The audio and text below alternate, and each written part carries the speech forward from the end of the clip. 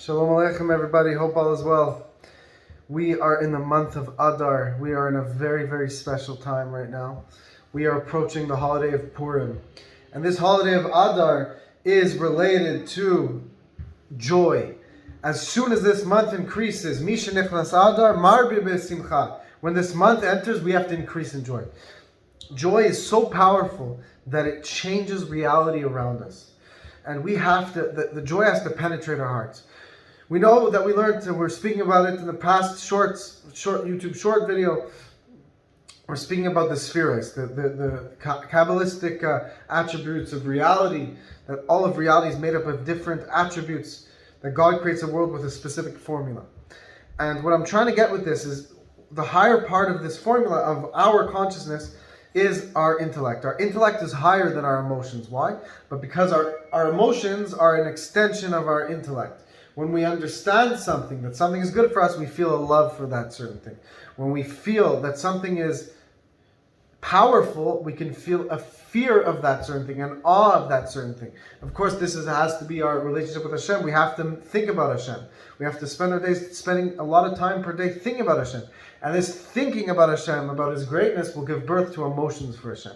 We're going to feel a love for Hashem. We're going to feel an awe of Hashem, a fear of Hashem. We're going to feel an obsession with Hashem, but we have to think about it. So this month is all about joy. But what am I trying to get with this? There's a higher attribute than logic, than intellect, and that is will, desire. It's true that intellect and logic is a very high level of our consciousness, but there's a level that is even beyond our logic, and that is desire and will.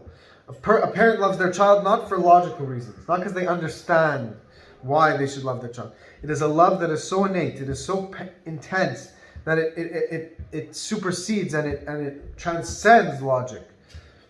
You could give a parent the greatest logic in the world why they shouldn't love their child. They won't not love their child. They won't desire their child. They won't not desire their child because it is an innate love. It is a love. It is a reality that is beyond logic. We have to express a happiness this month that is beyond logic. We have to rejoice because God tells us to do so. That means our happiness has to penetrate our bones, and even when it doesn't make sense, especially when it doesn't make sense. What do I mean by this? Even when there's a challenge that presents itself before you, to be happy, to go at this challenge with joy. And the Rebbe says, our leader, the Rebbe says that it's not a challenge.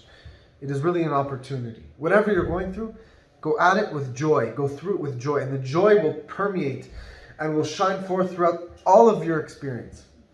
When you're happy, the Shekhinah, the divine presence, comes to you. God can only dwell with those who are happy. When you're, God forbid, sad, the godly presence departs from you. So we have to go get ready for Purim by increasing in joy. Really make a conscious effort to increase in joy. And don't think look for reasons to be happy. Because then your joy is dependent on something. It is a limited joy. Rather the opposite. Be happy because you're happy beyond logic.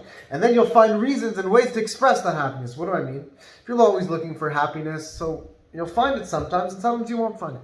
But if you're happy innately, you're just happy because it's a true happiness. It is a happiness that beyond logic. Then not only will you just be happy beyond logic, you also find logical reasons to express it as well. You're in a good mood. When someone's in a good mood, everything makes them happy. You're in a good mood, and then you're going to see your family. You're going to be happy to see them. Then you're going to, it's Shabbos. You're going to be happy about Shabbos. You're going to put on tefillin. You're going to pray to Hashem. You're going to learn Torah. You're going to be happy to do so. So let's work on this happiness beyond logic. Just smile. Just be happy. Do a good deed. By giving, you really receive. Give a little bit more to those around you. Give a little bit of extra time to learn Torah. Give a little bit extra to charity.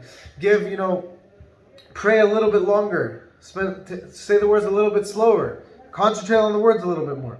Let's get ready. We know that Purim is one of the holiest days of the year. Yom Kippur, which is considered really one of the holiest days of the year, if you look at the words Kippurim, means Yom Kippur is like Purim, meaning Purim is even higher.